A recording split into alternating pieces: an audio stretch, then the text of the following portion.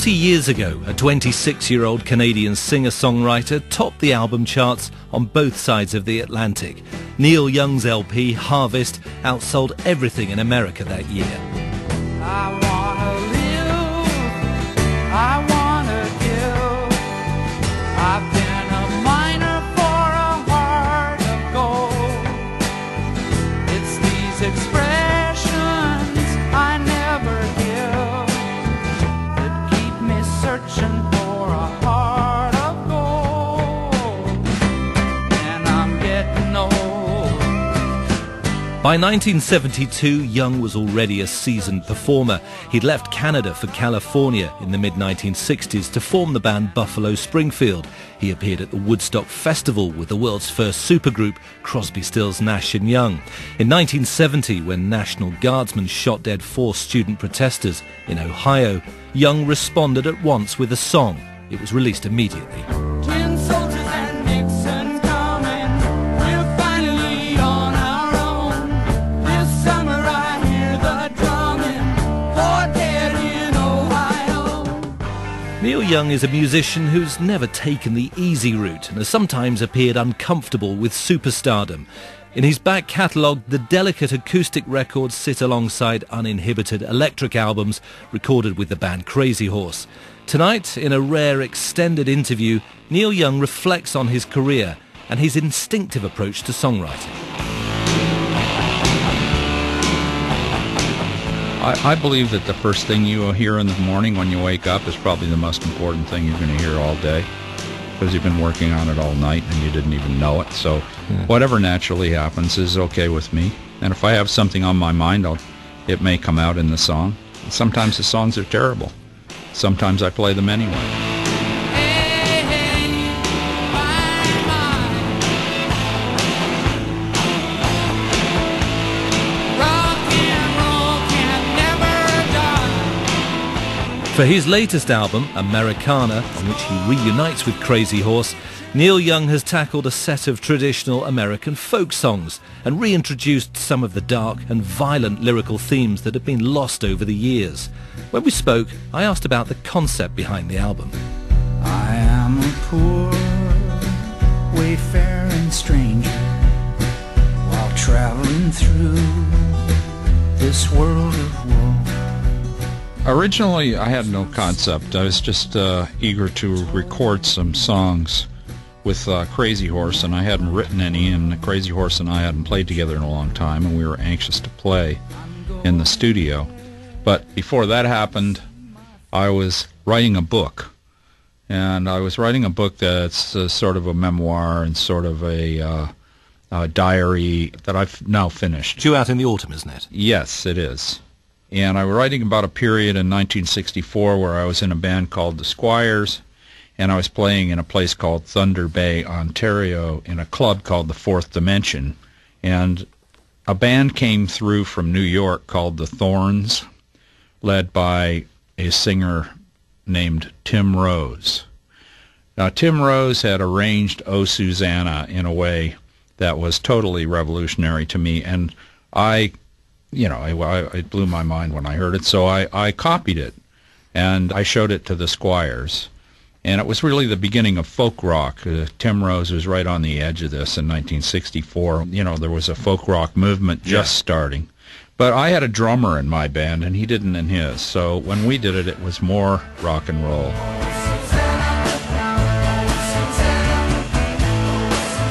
So you've played "Oh Susanna" before. You were playing it with the Squires in 1964.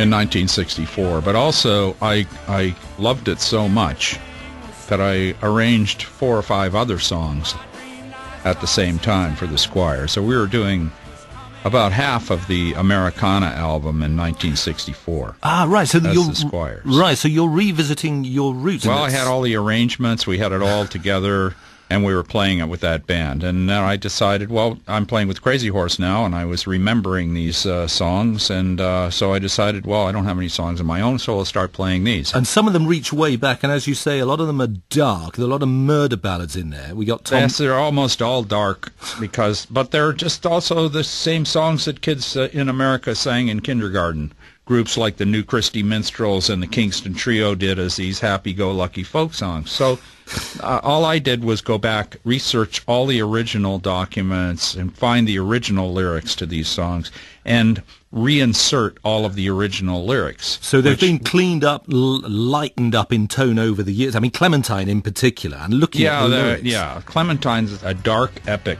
and it bears no resemblance to what people are used to hearing.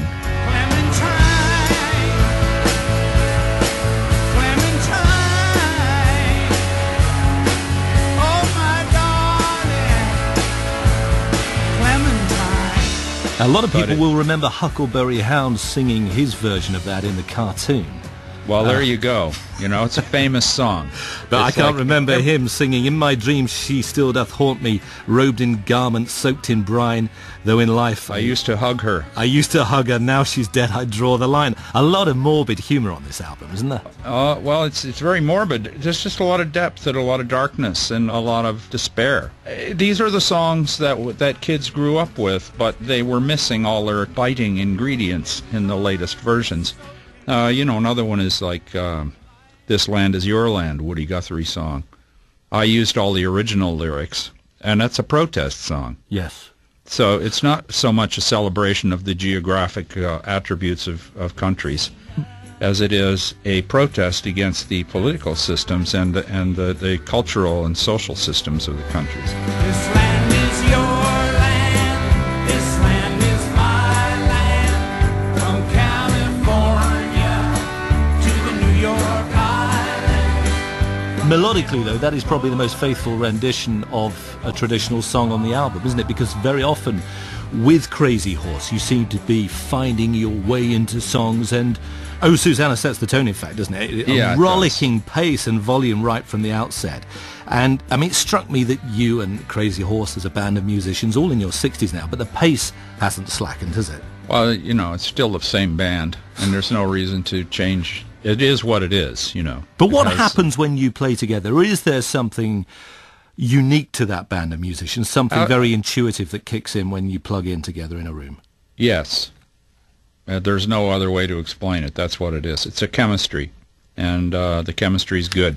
But more than playing the way we play, it also opens up a pathway for me as a writer and as an expressionist of the music. It takes me to a different place. I'm able to express myself in a different way, probably more free than a lot of the other things that I do. But I don't use Crazy Horse all the time because I don't want to abuse it. It's not something that you want to drive into the ground. It's like anything good.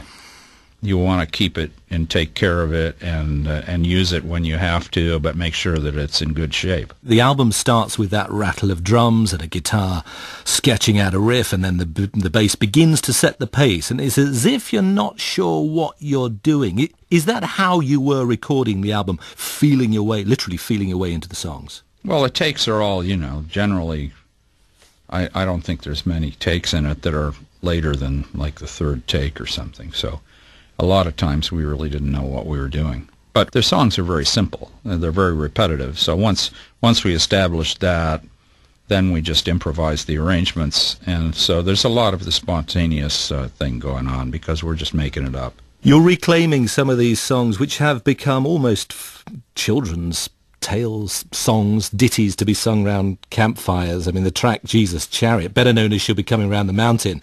This version is a long way from that sort of song sung by Boy Scouts. And it takes the song back to its gospel roots, doesn't it? Well, the song is about a chariot.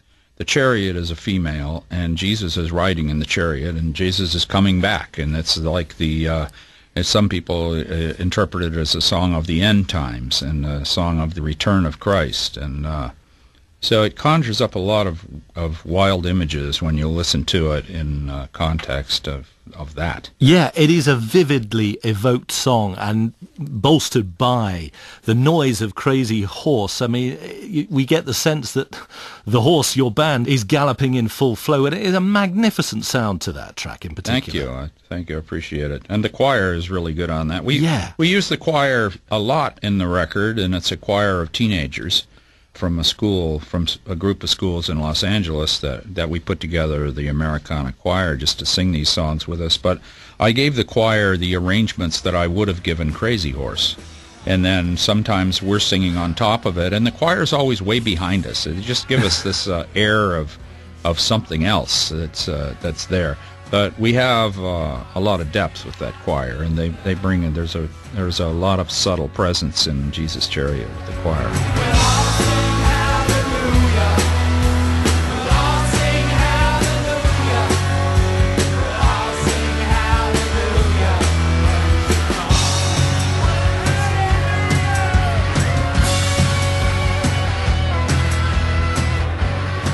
You know, I've played with a lot of bands, and they're all unique, you know, but Crazy Horse is completely in another class because of its roughness, and but the chemical thing is, and the groove, the chemical part of it, and the groove, and the fun we have, and how emotional we are about it, and how much it means to us. It's just real. There's just no other way to put it.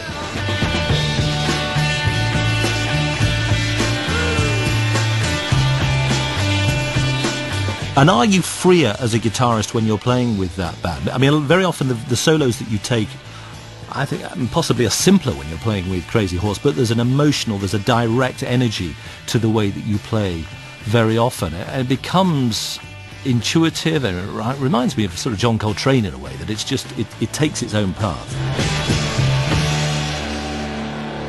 Playing with them, I'm totally free.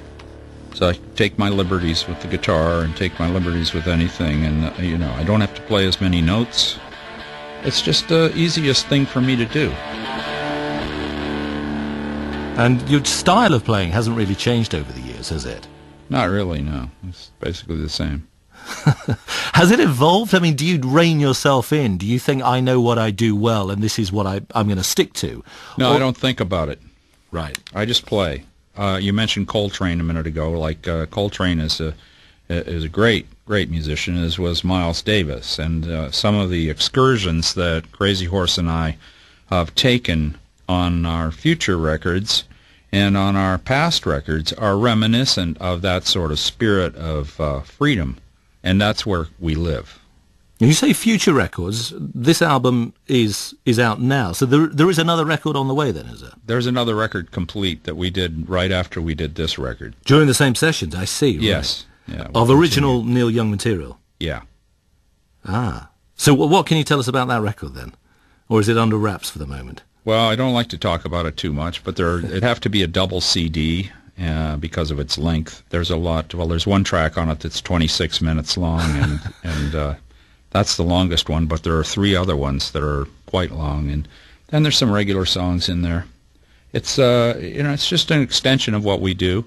But when you mention Coltrane and I mentioned Miles Davis and everything, there are a lot of excursions on this record that go off in different directions, and where we exploit the freedom that we have.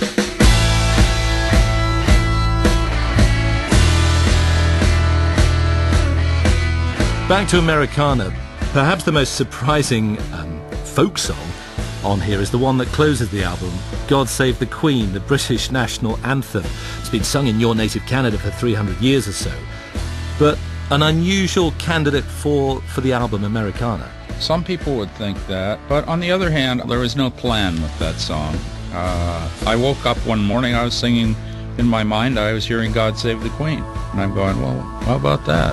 God save our gracious Queen, long live our noble Queen, God save the Queen. When I was a kid and I went to school in Canada, I used to sing it every morning, so I figured, well, okay, so I'm programmed, I'm singing this song in my head, walking around, and I thought, well, I could do that. Well, we could play that.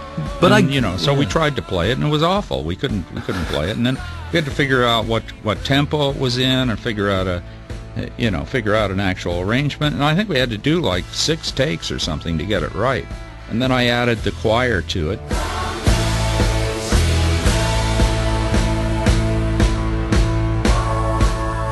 As I could hear what I wanted as we were doing it. I knew the choir was going to be part of it.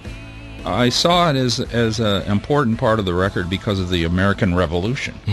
And the American Revolution was the, Declaration of Independence and freedom of America, of the United States of America as a country. And they were basically throwing off the reins of the British Empire at that point.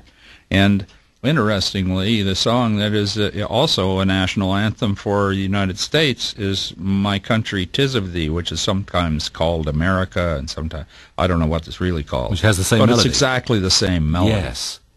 Now, where the melody came from is up for grabs. I mean, the history says that this song, God Save the King, was being sung in the 17th century. I don't know which one came first. I guess in terms of Americana, it qualifies also because pre-revolution, pre-Declaration of Independence, it would have been sung by British settlers, just as the way that African-American gospel songs were sung, so therefore it became part of the musical folk heritage, that song. Correct. That's the assumption I'm going under. Yeah. And I wasn't there, obviously, but I think that somebody sang God Save the Queen somewhere in the United States, and it was a very upsetting thing to some people, and they decided, we're not England, and we're going to have our own thing, and we're going to have a revolution, and we're going to disengage, and then we're going to have our own song. Confound their politics, frustrate their empty tricks. On me our hopes we bid.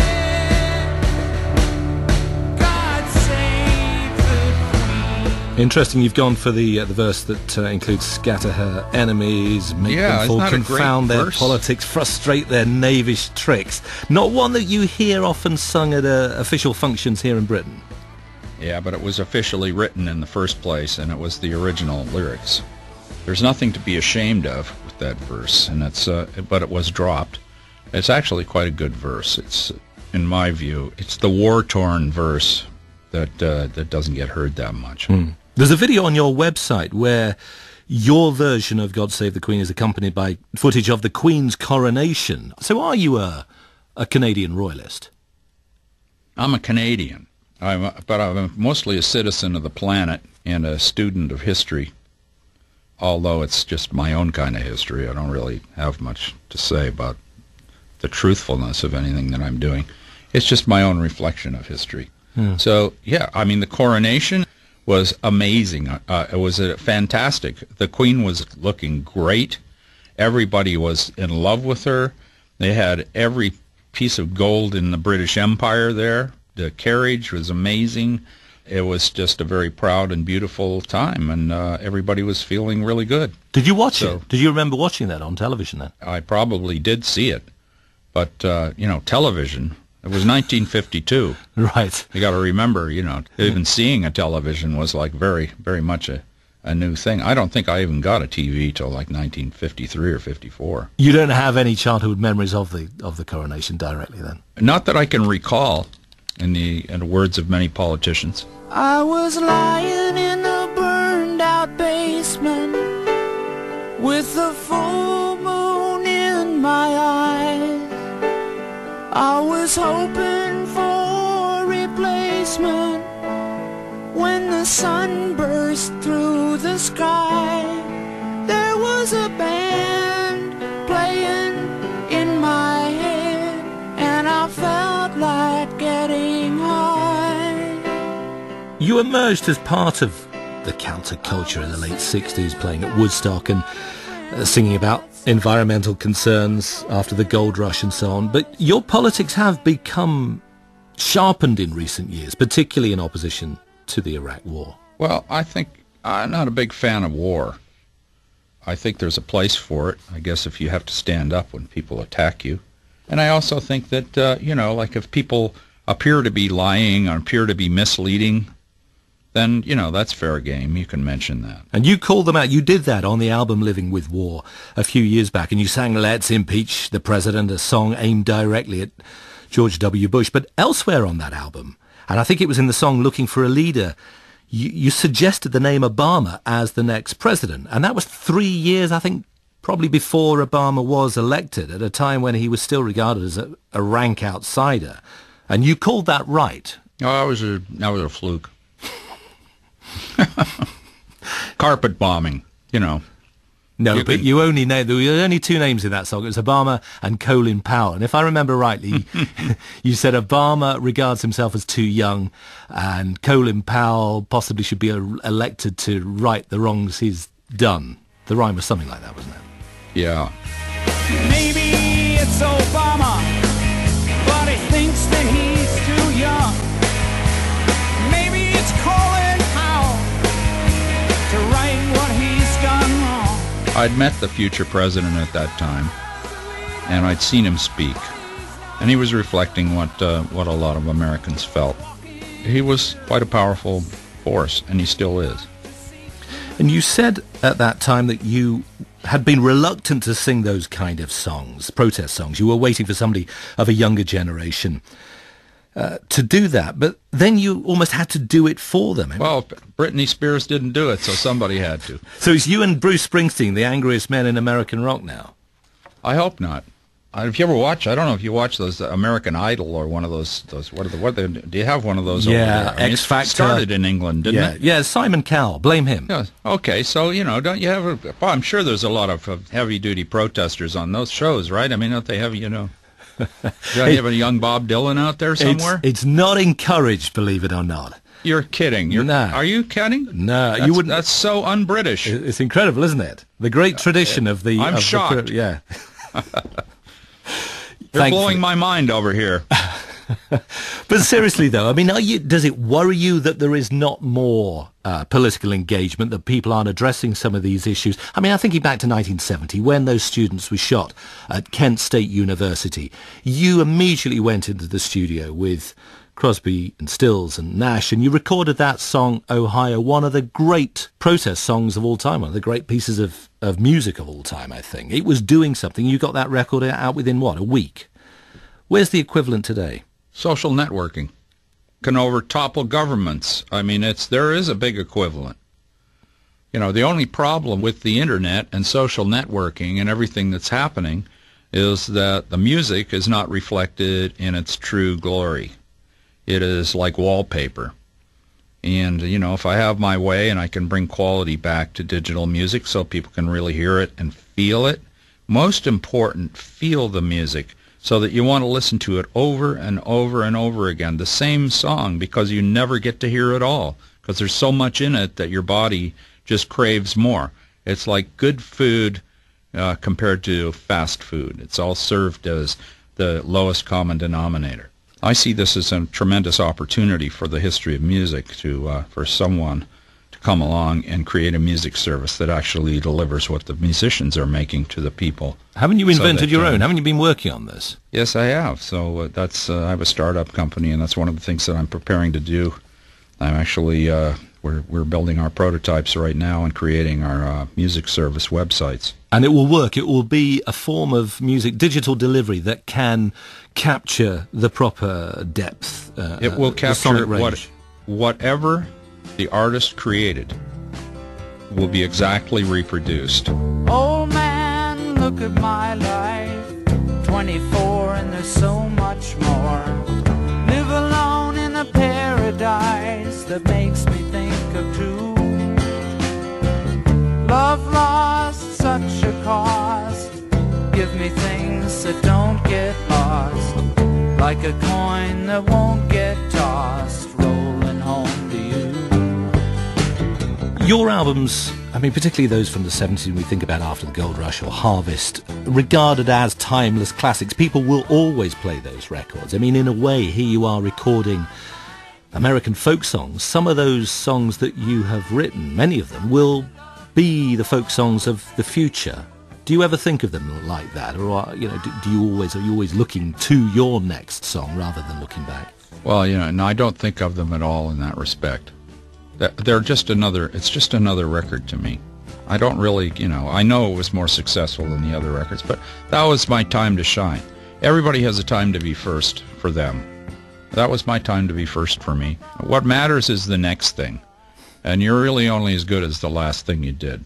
You worried in particular, I think, about Harvest, didn't you? Because you thought it was taking you to the middle of the road. There was a great quote from that time that you said, you've been to the middle of the road, but you'd rather stay in the ditch. You'll meet more interesting people there. Yeah, but I've been back to the middle of the road, too. I mean, At the time, it's a changing picture every day, The idea is just, as in life, to try not to just repeat yourself until further notice, And do you replenish yourself musically every few years by slipping between the styles, from the beautiful, tender balladry to the sort of thing you've been doing this year with Crazy Horse? Is that a conscious decision?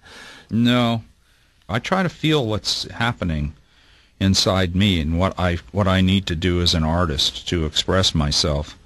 And I try to be true to that. And if I listen to that voice inside of me that tells me when it's time to stop doing one thing and time to start doing another, you never argue with that. If you listen to your inner voice in anything, whether it's music or life or a relationship, if you just listen, your soul tells you what to do.